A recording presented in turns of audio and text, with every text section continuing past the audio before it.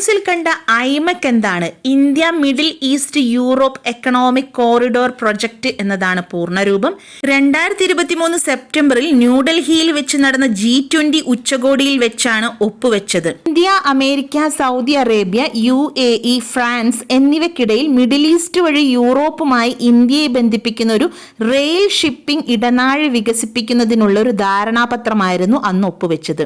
ഐമക് പദ്ധതിയിൽ ഉൾപ്പെട്ടവർ India, US, Saudi Arabia, UAE, European Union, Italy, France, Germany. ഐമക്കിൽ railway, ship to rail ശൃംഖലകൾ, 2 ഇടനാഴികളിലൂടെ വ്യാപിച്ചു കിടക്കുന്ന റോഡ് ഗതാഗത റൂട്ടുകൾ എന്നിവ ഉൾപ്പെടുന്നു. ഈസ്റ്റേൺ കോറിഡോർ ഇന്ത്യയെ അറേബ്യൻ ഗൾഫുമായി ബന്ധിപ്പിക്കുന്നു.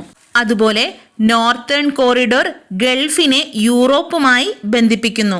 ആഗോള അടിസ്ഥാന സൗകര്യത്തിനും നിക്ഷേപത്തിനുമുള്ള പങ്കാളിത്തത്തിന്റെ ഭാഗമായാണ് ഈ പദ്ധതി നടപ്പിലാക്കുന്നത്. ചൈനയുടെ ആഗോള അടിസ്ഥാന സൗകര്യ വികസന പദ്ധതിയായ ബെൽറ്റ് ആൻഡ് റോഡ് ഇനീഷ്യേറ്റീവിന് ബദലായാണ് ഇതിനെ കാണുന്നത്. സാമ്പത്തിക ഐക്യം മെച്ചപ്പെടുത്തുക, തൊഴിൽ സൃഷ്ടിക്കുക, ഹരിതഗൃഹവാതക ബഹിർഗമനം കുറയ്ക്കുക, ചെലവ് കുറയ്ക്കുക, അതുപോലെ ഗതാഗതം സംബന്ധിച്ചുള്ള കാര്യക്ഷമത പ്രോത്സാഹിപ്പിക്കുക എന്നതൊക്കെയാണ് ഇതിന്റെ ലക്ഷ്യങ്ങൾ. പദ്ധതിയുമായി ബന്ധപ്പെട്ട ഇന്ത്യൻ തുറമുഖങ്ങൾ നോക്കാം.